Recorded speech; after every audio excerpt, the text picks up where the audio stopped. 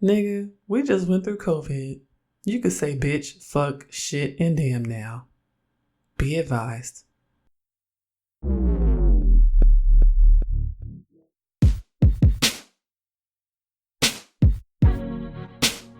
Hey y'all, I'm Jenn. I'm from Oakland, and I'm a queer, black, feminist scholar. This is Daren, hailing from the mean streets of Anaheim. I'm an introvert, a novelist, and a nerd. We're early 30-somethings with 3 kids and over a decade of marriage. This is a podcast about the realities of blackness and adult life. We do adult differently. This is That Black Couple.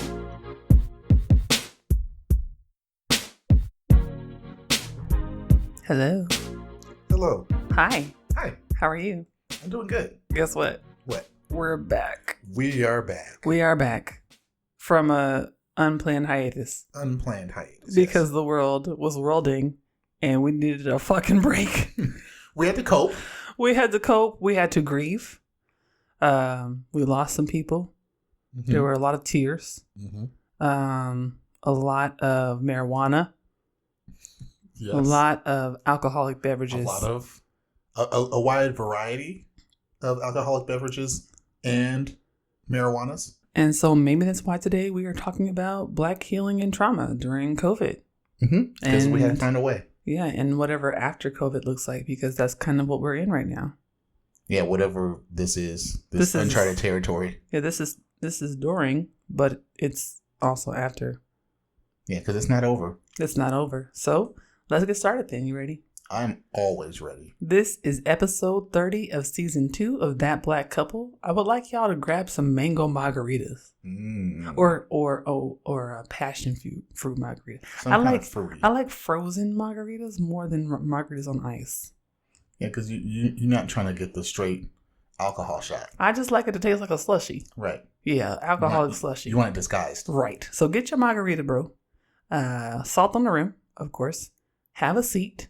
This is That Black Couple. I'm Jenn. I'm Daren. And before we get started, make sure you follow us on the Twitters and the Instagrams at That BLK Couple, on Facebook at That Black Couple, and look us up on the internets at www.thatblackcouple.com. You can stream our episodes basically any place you can stream any type of podcast. That includes Google Play, Apple iTunes, Stitcher, SoundCloud, and a whole plethora of other outlets there out in the internets. But as always, make sure that you give us those super, super high ratings, because we are Black people who made it through a global pandemic. Yes. And we deserve all of the rewards and all of the bounty. As do you. Yes, we all do. Yeah. We're all in community with each other, and we all deserve those things. Absolutely. All right. So let's get started on first things first. What you got for us, Daren? Yes. So first things first, obviously, we always talk about how we got to this. Wait, hold on. I'm about to light up. On first things first, we always talk about, how we arrived at this idea for the episode. And I think this one's pretty clear. We got here because we've been through a damn global pandemic, and it's been hard and it's been rough, and it felt like it was never going to end, and it felt like punishment. And in the midst of that, though, there was a lot of good that came out of it. There's a lot of things that we learned. There's a lot of things that we experienced that we are now better for. Absolutely. And I think that one thing that we can say, this is a time of immense grief. This is a time that all of us have been tested. Folks have lost jobs. People have lost family members. Thousands and thousands of people have died. We are still grieving every single day. People are still dying from COVID-19 all over the world, all over the country. So this is not at all for us to, we're not insinuating that anything has passed.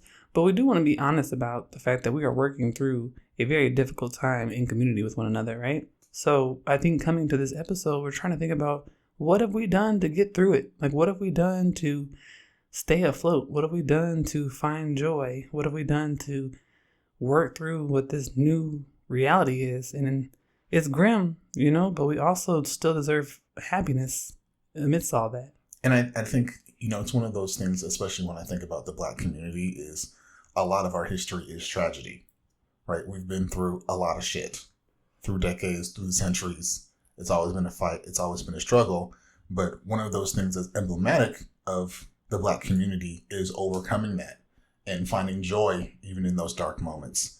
and, you know, fighting through it and showing our resilience and our strength and our brilliance and our beauty and all of those things, the multifacets of Blackness in the midst of those struggles and tragedies. I agree. And I think that is what we choose to remember and what we choose to focus on that really matters. I think that, you know, history would have us believe, because we know who it's written by, history would have us believe that all we do is struggle, that in order to be Black, it requires struggle, and that we are not ourselves if we're not talking about our struggles. But the truth is that there's so much fullness to Blackness, and so much beauty has also come out of these last year and a half, 2 years or so, with people getting married and having children, and folks really digging deeply into who they are and their gender and their sexuality and how they want to move through the world. Folks working on trauma and healing. Folks making whole plant communities and stuff. We're going to talk about that later. But I just think there's a lot that people are doing for themselves to return to themselves, and I'm really glad to talk about it today. I mean, and I can say personally, you know, going through this whole experience has really been a transformative process. You know, it really made me sit with myself, because I couldn't go places. I couldn't really distract myself or, you know, invest my time and energies in other things that would take me away from really looking at myself in the mirror and taking stock and seeing what I like, what I don't like, what I want to change, and then actually taking the time and putting the steps in place to figure out how to actually, you know, carry out that change. That's some real shit. Like, I shaved my head during quarantine. Yeah. Like, I came out as gender flex. We started really talking about what it means to heal in public, you know, going to therapy. But we already were going to therapy, but like really going to therapy. I started psychotherapy, just really working through the parts of our lives that were still kind of unaddressed. Because you know what? A lot of us had more time to do it. We were home and we were kind of sitting there, and it forced us to engage with ourselves and with our environments, and to clear away some of the people and the things that were not necessary to our survival. That's the thing that it showed me the most, is that a lot of the stuff I was doing was not necessary, and actually it was extractive to my life.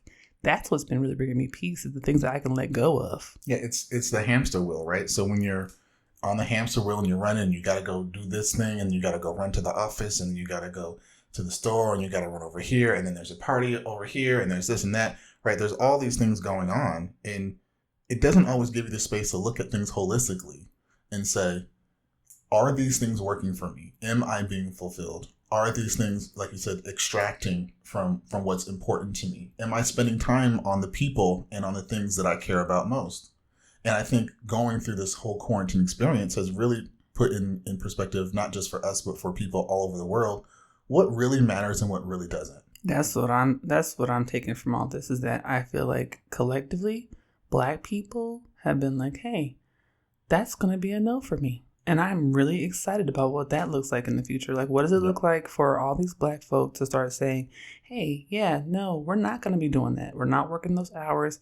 We're not going to work under those conditions. We're not going to live like this. We're not going to accept these situations. Like, I love that a lot of what has happened from the wreckage, right, from the ashes, is that a lot of Black folks have stood up and said, we are absolutely not going to tolerate the bullshit. Mm-hmm. And that to me is very transformative. And that to me is where I'm like, oh, as an abolitionist, I'm just really excited about the future and where we're going. And that's the one thing I'll say. Like, recently I've been hearing all this talk about the Great Resignation, and kind of all this talk of this movement of people just planning on quitting their jobs, mm-hmm. and basically looking at their current jobs and saying, fuck this shit. Yep. I can do better. Yep. I can work someplace else. I don't have to work here. I don't have to live under these rules that they're trying to hang over my head with a paycheck. Right. I can go somewhere else. I do have options. Right. Right. And I feel like, as you said, putting that in context for Black America, right? That's a really powerful thing. It really is. For people to just say, no. It really, really is. It changes the landscape of the world that we live in. It changes how we're oriented toward capitalism. It changes how we invest in our communities, our comrades, and our families. Like, I am so excited about the fact that people are realizing that they don't have to do shit that they don't want to do. Now, granted, there's so much risk with that, right? Mm-hmm. But what quarantine forced these institutions and the state to do is to build that scaffolding and that systemic framework to support people in ways that it didn't have to before, right? Like, healthcare companies had to figure out what telehealth was. They had to figure out how therapy could be made virtual. Like they had to build all this infrastructure, and now that we have it, we know they can do it. And it's real. Once you let people have something, it's That's really it. hard to take it Jack back. in the Box is out the box, bro. We know now. We know you could have done it all along. So now that we know, nigga, it's time to do it. That's it. This podcast is supported by generous donations from listeners and readers of our mom and dad's web magazine, watercoolerconvos.com. You can stream the show on Spotify, Google Play, Apple iTunes, Stitcher, and SoundCloud. When you listen, please consider hitting that heart button, sharing, giving us a 5-star rating, and leaving some dope comments. This helps us with our page rankings and gets more listeners for the show. Thank you so much. And we're back. We're back. What section is this? This is the conversation. Which means what? We're going to conversate. Exactly. You know, it's my favorite part. I know it is. I just really like to talk about shit. I really like to talk about like the real facts. I think that's what really matters. And I feel like, you know, too many podcasts be just kind of people talking out their ass about these are my opinions and this is how I feel. And I'm no like, shade to other podcasts who just be talking a lot of stuff out the crack of their ass. I listen to those podcasts and I enjoy them. I listen to meetings, them as well. But I feel like, you know, we That's also got to have, us. you know, That's just not us. some facts, some truths. As Patti LaBelle would say. Oh wait, actually, I don't know what she would say. What quote are you trying to pull? I just feel like she would say something petty, but I don't know exactly what it would be. Oh, she would. It would just be something petty, and I don't know exactly what. I feel like she'd be like, yeah, that's what the other people do, but Patti LaBelle does not. Like I feel like she would say something in the third person, like Patti LaBelle has a standard. I could see it, and I feel like we're trying to be Patti LaBelle. Mm-hmm. And then you got to jubilee that shit. And then here go Aretha, gowns, beautiful gowns. You know what I'm saying? I'm gonna bring it back to the conversation. Okay, go back. I'm sorry, go back. I'm a little high now. You saw I blazed up in the first segment. You blazed up? Okay, go ahead. First things first. I'm gonna let you finish. I can see the arc. I'm gonna let you finish. But okay, so bringing it back to the conversation. So yeah, we're talking about Black healing and trauma during the COVID-19 pandemic. And, you know, just to ground this conversation, I really want to focus in on the facts of what has transpired and what continues to transpire as a result of COVID-19. Number one, and most importantly, Indigenous, Black, Pacific Islander, and Latinx Americans have been the most affected by COVID-19. That is bar none. When you look at the rates, when you look at the death rates, when you look at those that have been infected, it's pretty clear and it's pretty apparent that these are the communities that are most largely affected. I mean, and when you know, to focus in on those rates a little bit more, right? Pacific Islander, Latino, Indigenous, and Black Americans all have a COVID-19 death rate that is double or more than that of white and Asian Americans, right? So it's funny because I feel like I've seen some news coverage of this. I feel like I've heard some people talking about this, but it's one of those things when you really look at those stark numbers, you realize how bad this is. Absolutely. And how it should have been such a bigger story, and it should have been something that's been talked about so much more. Absolutely. And it continues to be something that needs to be talked about more going forward. Absolutely. And I think what's been hard for me in even watching the news about COVID is that it was so overt and blatant for me as a Black person. But then to know that other people see that and are unmoved by it, right? That it was kind of just like another data fact or another statistic that just kind of was whizzing across their screen as they were working through whatever they were working through. But for me, that was unavoidable because that was my actual life. Well, I mean, I think the problem is the way that people think about it is you think about the numbers, right? And so you think, oh, there's so many people that are affected. And if you look at just once again, the plain numbers, the people in volume that were most affected were white people because there's more white people. Yeah. But the fact that there are that many more white people, but somehow that many more on a percentage basis are minority communities that are getting these adverse, you know, reactions and effects.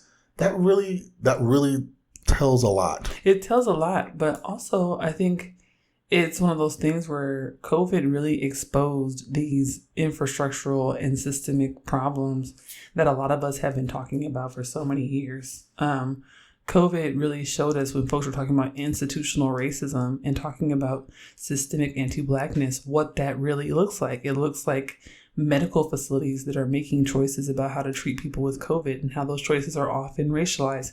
It looks like communities where there are higher concentrations of Black and Latinx folks getting COVID vaccines into their actual institutions, and then white people coming from wealthier places and taking, right? It looks like all these ways that white privilege showed its ass over the last 2 years that we have been kind of talking about as a risk. And then COVID presented this moment where everything came to a head, and it was disappointing to watch, because then it's like, oh, I didn't really want to be right.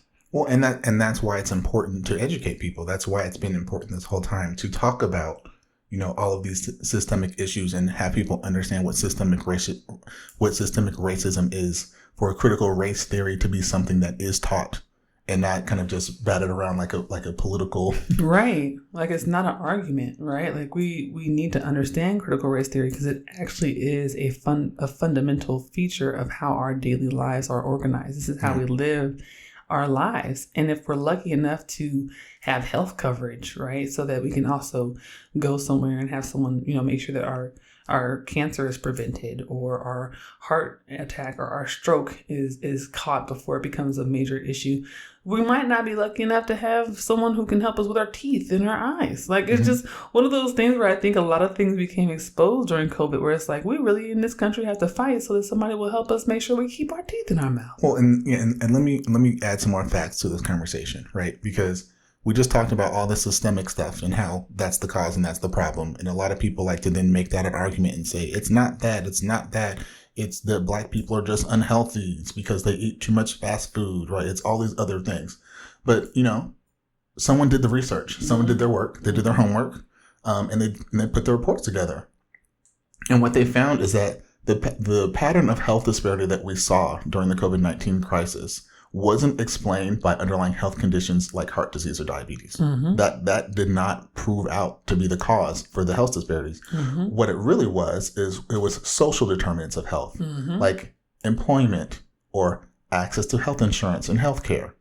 Those were the things that actually were the disproportionately affecting minority communities and causing those big disparities in the numbers. What they found is that people without health care, people that were unemployed, and people that had access to poor air were the people that were having these worse reactions, that were having lower health outcomes. Right. And so when we talk about systemic racism, when we talk about environmental racism, when we talk about critical race theory, when we talk about all of these things, COVID-19 really put a big spotlight on those things. Sure did. And it was basically saying, see? Sure did. It sure did. And what it showed us is that healing is not always going to be something that we have to talk about just from a physical standpoint, but that healing is a total life process. Like, we have to think about healing in terms of how we're healing ourselves mentally, emotionally, physically, and how we're creating environments around ourselves that keep us safe and protected, that our energy is protected, where we can actually rest. We have a whole episode on sleep. Right, where we're reducing our stress, where we're allowing ourselves to heal from the day's work, from the day's stressors, to protect ourselves from things like COVID-19.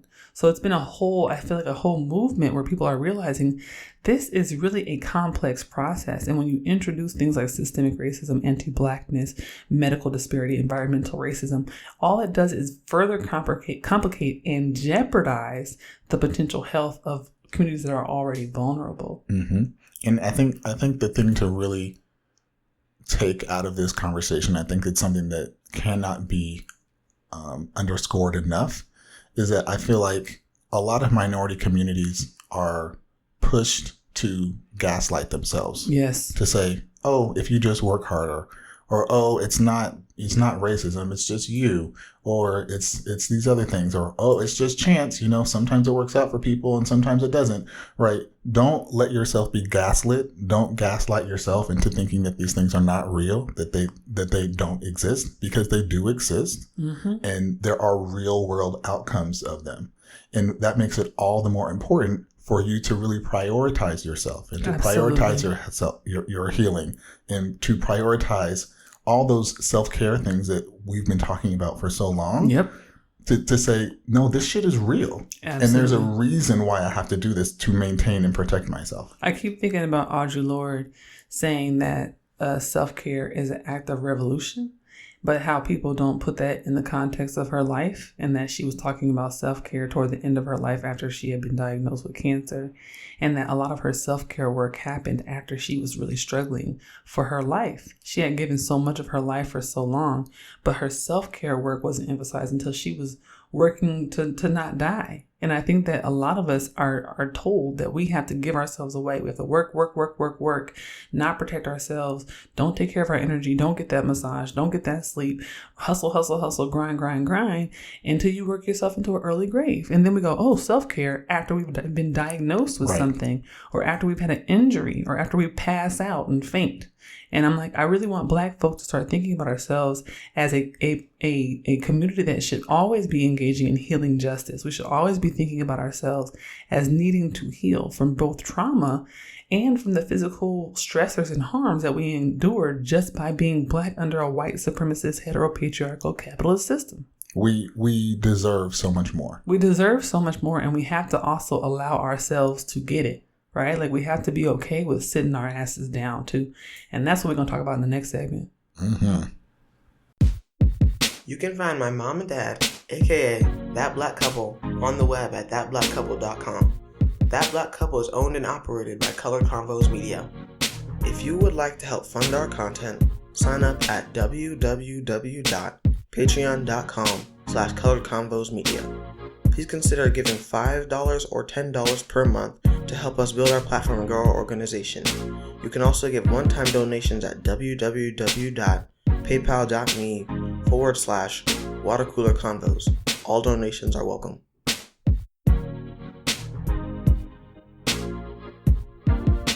All right, so we're back. We're back. Let's get into the reflection. Are you ready to reflect? I am ready to reflect. Okay, so I think that this has all been helpful information. I think that it's good for people to have it, but I also think we should tell folks what we've been doing to, help and heal and cope during quarantine. Yeah. Okay. What have you done? Well, I am now a plant zaddy. I have 65 plants. And I am now a plant enabler. I started off quarantine with 0 plants, and now I have 65. I know that sounds like a high number, but it's not. In my plant circles, people have upwards of 100 to 200. So, I'm not doing that bad. And so that's what I tell myself. And it used to be a higher count. It oscillates between 60 and 70. I've not gone over 70. Like 70 is my limit because it takes a lot of labor, a lot of fertilizer, a lot of repotting, soil storage. I mean, I'm out here, planting stuff outside now. Like, I'm learning about the different ecosystems and my growing zone. I know way too much about this shit. I'm basically a horticulturist at this point. It's a lot. Yeah, but it works for you. Yes. So if you all would like to follow me, you can find me on Instagram at Jenn the Plant Hoe. And hoe is spelled Heaux. Jenn with 2 N's, the Plant Hoe. So I do that. Additionally, this is not new to quarantine, but it probably started to kick up a bit during this crisis. I am the same stoner I've always been. But now I'm at home, so I can be more of a active connoisseur of the Marys and the Janes, I've got my own favorite strains, and it's now legal in the state of New York, which is fantastic. I really think that whatever state I move to, it will become legal. So you're the harbinger? I am the harbinger of legalization of weed. Okay. Wherever I move, it becomes legal, because now it's legal in Illinois. And I just left there. So people need to just send for you. Just wherever I am, follow me. Okay. And that to me seems like a logical recommendation, right? I mean, I don't know. It pans out if you ask me. I'm from California, and if I go somewhere, I bring the weed with me. So anyway, so there's that. And also just therapy. Therapy is so important. It's so critical. I really, really like my therapist. She is a queer white lady. I did a lot of work to find her. It took a while. It was not a fun search. And, you know, I'm very clear with her about what my trauma is, what I'm working through. I'm now going through psychotherapy. So I'm thinking about, you know, actually reliving some of the traumatic events that I've lived in my life and trying to get to the heart of them, doing inner child work. I'm working on the artist way. We're doing that together with Tia. Yeah. My partner, which is really, really dope. So we're working on bringing out our creativity and dealing with the things that we struggle with every single day. So I think that, you know, in all this conversation about how COVID has uniquely affected Black folks, I want us to also think about the ways that we can heal ourselves and bring care back to our communities. And there's so many tools at hand for us to do that. Well, and I think, you know, even as you were saying kind of your list of things that you've been doing, what came to mind to me is it's really important not to feel shame about any of those things. You know, people might say, that's too many damn plants. People might say you need to get off that reefer. You know, they could have. Wow, whose voices are these? I don't know. It's get off that reefer. I don't know. People who use the word reefer. I don't know. Reefer. But in any case, you know, you shouldn't feel shame about those things. Like, it's perfectly fine. There's nothing wrong with it. Absolutely. As long as you're healthy and happy. Everything in moderation. Yeah. You know, as long as it's something that you keep contained. So what have you been doing then? Tell us more about yourself, sir. What have I been doing? Okay, so I've definitely been going to therapy. I've been doing a lot of therapy. Really questioning a lot of things about my life and really trying to actually dive into my past in a way that I haven't before. I'm someone who's definitely been on the keep it moving train and just keep pushing forward and kind of don't look back. And I've taken this time to say, maybe we should look in that rearview mirror and examine what was there and see how it made us feel and see what we liked and what we didn't like and see how it might be informing how we act and interact with people today. So that's been kind of huge for me. Out of that has also come, I think, just some truth telling of let's just tell the truth. Yeah. Let's just tell the truth for what it is and then we'll figure out a way forward after we tell that truth. Ourselves. No more gaslighting. Yeah, don't gaslight yourself. For the good, for the bad. Let's live in the truth. And the last one, I think, you know, and this really came out of the artist way that you just talked about, is really kind of working on servicing my inner child. Yeah. So just trying to have fun, do things that I enjoy, right? So I've been definitely playing a lot more. We've been playing more video games, a lot of video games. We got Halo. We got that Halo download on Xbox. That has been amazing. Yeah, we're literally going back and playing all of the Halo that we've played over the decades. The last, in sequence, which has been great. 20 years of Halo. I've been playing a lot of Xbox. I've been playing a lot of Nintendo Switch. We've been going to mystery rooms. The mystery room has been lit. Yeah, we've done like 3-4 mystery rooms. Mystery rooms while high. You know, just and I mean, I've also started going on hikes, trying to find new places to eat. You know, meditation. Just things that service you, things that make you feel good. And that's the other one. As I went to a museum, which was amazing. Yeah, right. It's just like I said, things that service you and make you feel good. Things that don't necessarily have like an objective value, right? But they do have meaning and importance to you, right? That's one thing I want to emphasize with this conversation is like typically things that don't have some type of productivity value or don't come with a paycheck, we're told that they're not important and that we shouldn't be spending our time prioritizing them. It creates this kind of capitalistic production value of our bodies where we start to see ourselves as units of labor. And if we're not pouring into ourselves and making ourselves into machinery, well, what happens when the machine breaks down? You only get one body, right, in this life.